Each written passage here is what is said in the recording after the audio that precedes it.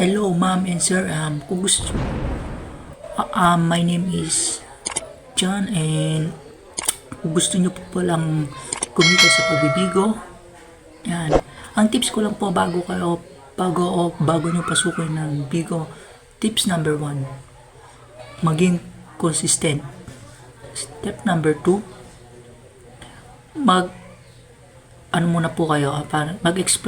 muna po kayo kung paano mag-earn sa Bigo. Step number 3, bago po kayo pumasok sa isang agency, tanong-tanong muna po kayo kung kaya nyo ba yung requirements nila, ganun. Step number 4 po,